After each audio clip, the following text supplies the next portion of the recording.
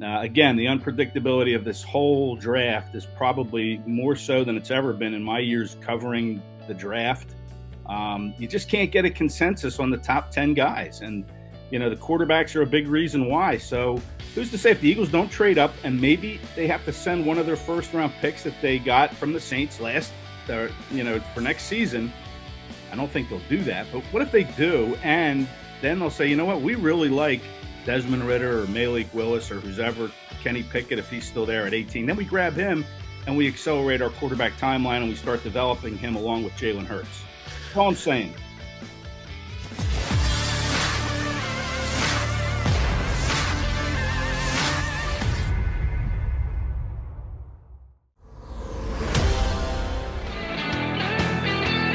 You got Jody McDonald, John McMullen, and our co-compatriot there from Sports Illustrated, Eagles maven, Ed Kracz here with us. What were you drinking, Kracz? Just a little bit. Take a guess. My Yeti mug. A little coffee there, I would have said. A little coffee, yeah. Not happy hour yet, I'm afraid. Not happy hour yet. Thought maybe you were going stronger on us. I'm glad to hear it's just caffeine. Well, it's pretty strong. It's pretty strong coffee. Give you the Yeti mug back in the day. Carson was a big Yeti guy. No, I think this just was, just a Christmas present from someone, one of my kids. I thought it was Carson. That's why. No, he's not one of my kids. All right, Kracz, I got to give you credit because you're going down with the ship. Your latest article on SI once again. What if the Eagles were to take a quarterback in the first round? Yeah. Good for you. Even though you're just woefully wrong, you're not getting off that ship. You're going down with it, and I appreciate your stick-to-itiveness. Yeah. Now, all aboard the SS Minnow, huh? Well, hey, how many darts you want at the dartboard? It's just such an unpredictable draft. And I kind of couched that, Jody, the trade or the drafting of a quarterback with a trade up into the top 10. If Ahmad Gardner is still there after the Panthers probably take Pickett or Willis or whoever at quarterback, then the Giants are on the clock. And, the Eagles and Giants don't have a great trade history together. I think they made a deal back in 2018 that landed the Giants the immortal Ramses Barden, the wide receiver, in the third round. And the Eagles got a couple extra picks later, which they eventually dealt for other picks. But, who's to say they couldn't? I know the Giants, Joe Schoen, the new GM there, there's a lot of talk about him wanting to trade out of that spot and move down and pick up some extra collateral perhaps next year. So who's to say the Eagles don't try to jump up and grab Ahmad Gardner at 7 if he's still there? I've seen mock drafts where he's gone in the top 5. Again, the unpredictability of this whole draft is probably more so than it's ever been in my years covering the draft. You just can't get a consensus on the top 10 guys. And, the quarterbacks are a big reason why. So who's to say if the Eagles don't trade up and maybe they have to send one of their first round picks that they got from the Saints for next season? I don't think they'll do that. But what if they do? And then they'll say, you know what, we really like Desmond Ridder or Malik Willis or who's ever, Kenny Pickett, if he's still there at 18. Then we grab him and we accelerate our quarterback timeline and we start developing him along with Jalen Hurts. That's all I'm saying. By the way, you talk about the history. You have to Brandon Brown's there now, so maybe that changes things as well. He has a good relationship with Howie Roseman, so maybe those avenues are more open. I do think there's a chance the Eagles trade up, but I think it's going to be very targeted, very much like last year. If they have 4 or 5 players on the board and there's only one left that they really, really like and they think it drops off to the next tier, then I think you could see a Devontae Smith-like move. And I get the feeling, I get the sense it's one of 3 players. You mentioned one, Gardner. The other 2 would be Jordan Davis, Yvonne Thibodeau. And I don't think Thibodeau is going to fall that far.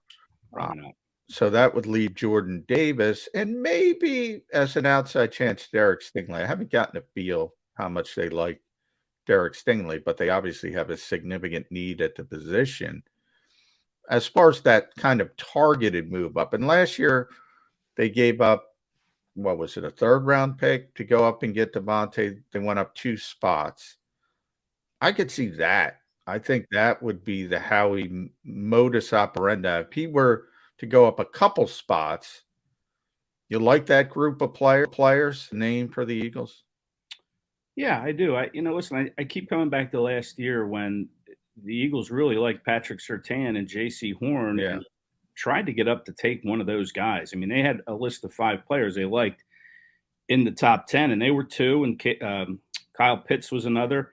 And then, of course, Devontae Smith, he was one as well, and Jalen Waddle. Yeah, right, and Waddle. And those 4 were gone. So that's why they made that move up, was to get one of those players that they had a top 10 grade on. And didn't cost them too much to jump up to. Now, if you're going to trade up, maybe a small move if, Jordan Davis starts to drop, or even Kyle Hamilton. Again, there's another, unpredictable name in this draft as the safety from Notre Dame. Where's he going to slot in here? But maybe the Vikings at 12, they can investigate, maybe a 3-step jump to get to the 12th pick with the Vikings. If, one of these guys, maybe they had a top 10 or top 12 grade on, is still sitting there. But again, my feeling on trying to trade up and get up as high as you can get is to get a cornerback.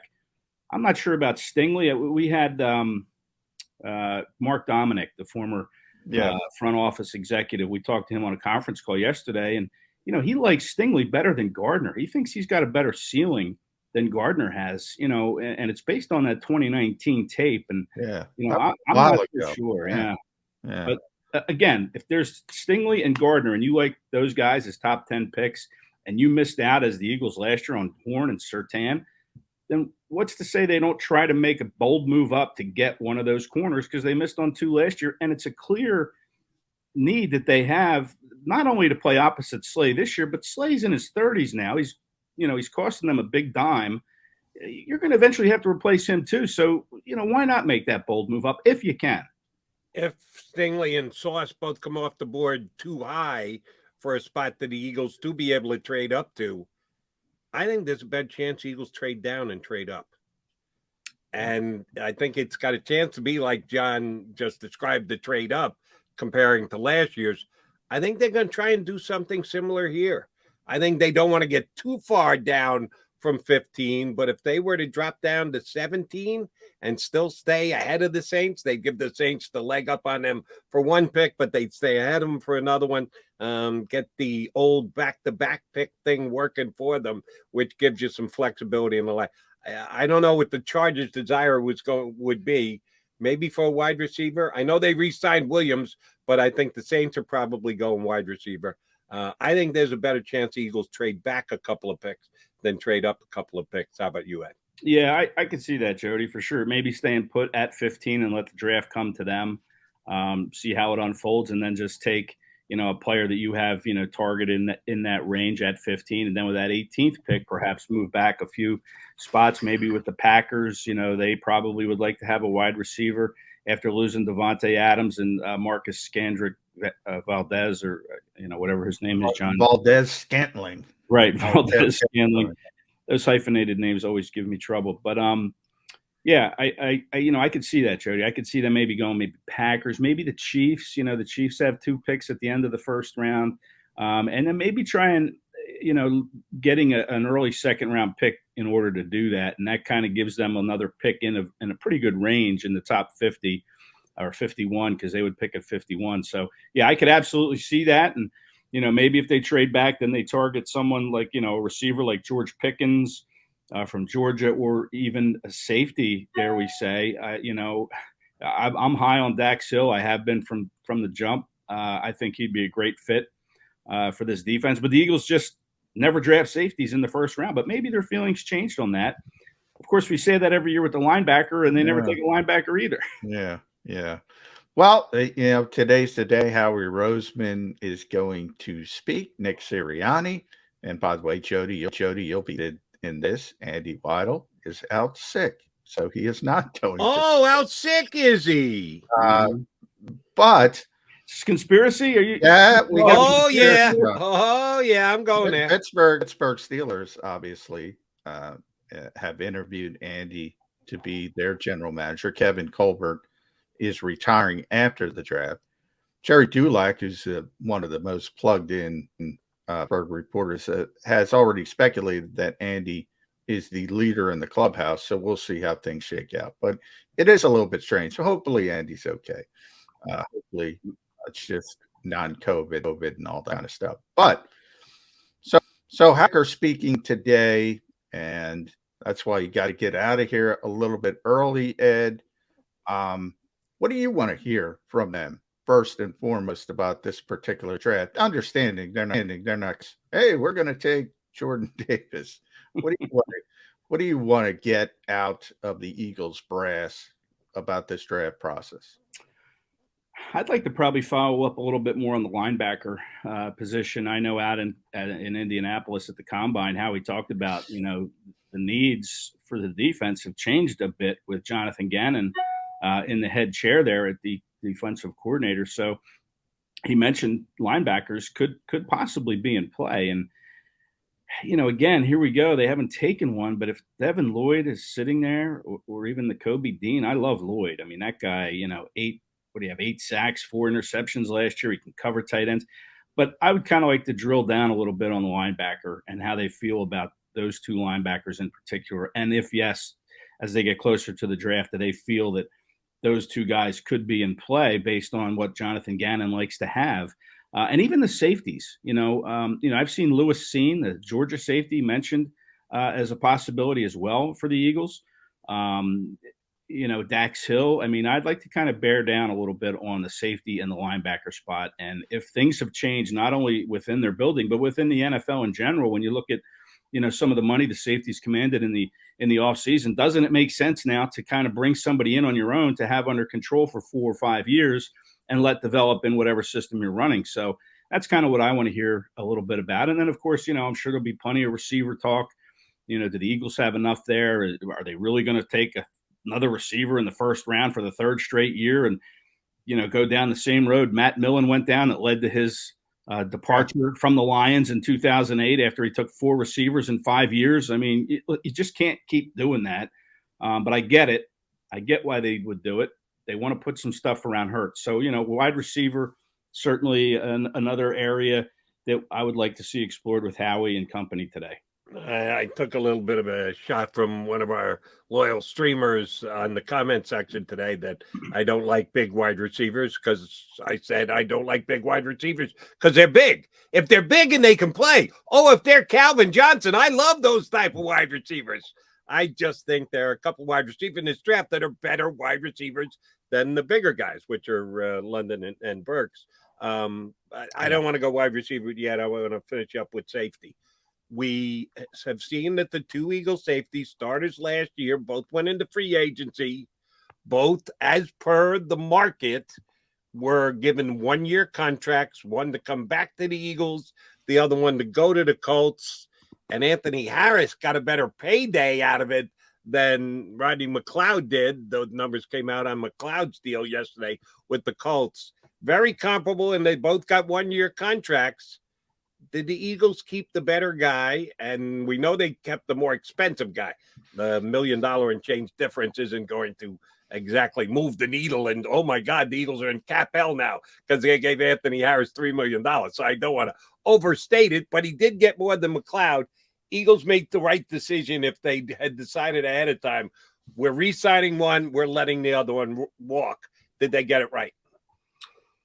I think in theory, you could say they got it right. We'll see how that translates onto the field. But, again, Harris is younger by a year and a half.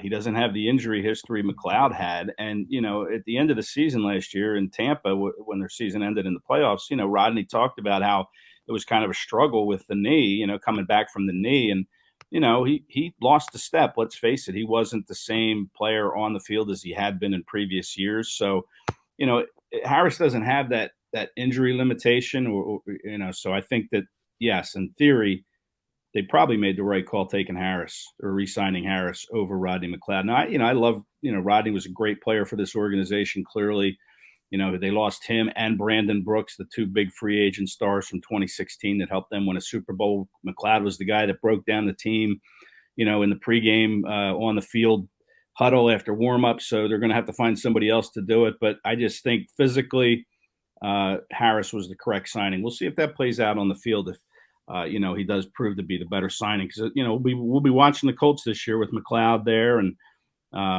some of the other players that they have, obviously Frank Reich. So we'll see McLeod and we'll see Harris and we'll see who has the better season. Understandably so. So we talk about drafts that focus, they get hyper focused on this draft, 2022, and it's pretty obvious the Eagles have a longer term plan, and the fact that spun off one of their 3 first-round picks into next year with the Saints, they were able to get that accomplished, which we all speculated they probably wanted to do. So Howie gets a check mark for that. Brandon Graham was on with us here, JAKIB Media, yesterday on the Sports Take show. And BG, well, we saw BG back in, he looked like he was ready to play. Remember, I mean, he was moving around. Well, he was his usual effusive self. But he indicated he wants to play 3 more years. He wants to get to 15 years in the NFL, which would be quite the career. We were just talking about we had JAKIB on. He made it to 11 years. I don't know if I can see BG make it a 15 here. This upcoming season will be year number 13. How much does the futures of players like Brandon Graham, Fletcher Cox, Jason Kelsey, these entrenched players who are, let's face it, they're closer to the end than the beginning. How much does that affect this draft, the upcoming drafts, and put those positions, defensive end, defensive tackle, interior offensive line, into play? Yeah, well, something you have to look at, no doubt. And that's why they could be in play for an offensive lineman, not necessarily in the first round, but, as the draft rolls along, maybe even on the second day, because Kelsey and Lane Johnson are both, in their 30s now. And you look at the defensive line, Fletcher Cox, year to year now, really, he's in his 30s. Brandon Graham, it's all well and good to say I want to play 15 years, but you have to show that you can go out and, be successful and can contribute for those next 3 seasons that he has left before he hits that mark. And I don't know. I mean, he's 34 now and he has the Achilles, and he's known for his explosion off the line of scrimmage, and we'll see if he can achieve that. I don't know. Eventually Father Time wins out, unless you're Tom Brady, and you can talk all you want that I want to play 15 years, but you got to go out and show that you can still be contributing player. And I'm still, the jury's not out on Brandon, as much as I like him personally off the field and stuff. I mean, he needs to go out and show that he can be as effective as he once was. And he's never had a double-digit sack season, right? I mean, in 12 years he's never had 10 sacks. And is he going to threaten that mark, or is he going to be a 5-sack guy? And you need more from your defensive ends, in my opinion. All right, Eddie, last one for me. Knowing what kind of a Vegas guy you are, what tickets do you already have lined up to what shows next weekend in Las Vegas? Or are you going to be playing the secondary ticket market? Well, Lady Gaga is in Vegas until May 1st. Yeah. Another 2 is she weeks in the NovaCare Media House? Then maybe we'll get to see her. No, I think we'll have Jordan Mailata playing the ukulele is what I'll be. That's not bad. Jordan No, I would take that. That's not bad. Yeah, I'll take Bob. that. Yeah, but I'll be in Philadelphia with John. I mean, it's no sense in going out to Vegas. You didn't get the Vegas assignment? You didn't talk your way into the Vegas assignment, Kracz? We'll have a couple people out there, but it won't be me. I really didn't put in for it. I mean, the best place to be is right here in good old Philadelphia. And until they put the COVID lab right next to us. So I'm a little worried about that. We're ground zero. Speaking of which, did you see this? I just saw this morning. Not like Ed Kracz, not going to be in Vegas for the draft. Mel Kiper. Yeah, he didn't get vaccinated. Mel can't go. He didn't get vaccinated. Yeah.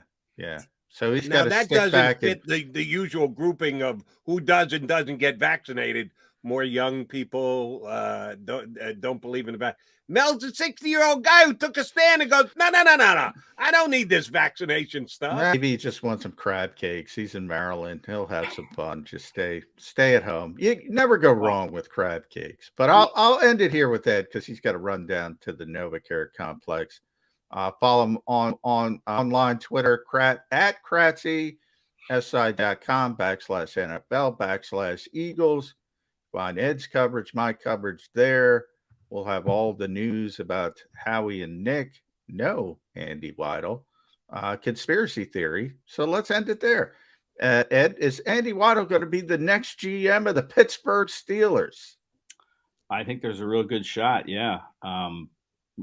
Jody could be right. This could be the phasing out of Andy Weidel at this stage, and he could be, on a one-way ticket to Pittsburgh on May 1st or whenever I guess it's May 1st, Sunday. May 1st, yeah. Yeah, I know Jerry Dulac. He and I used to work together when we were at the Pittsburgh Press years and years ago.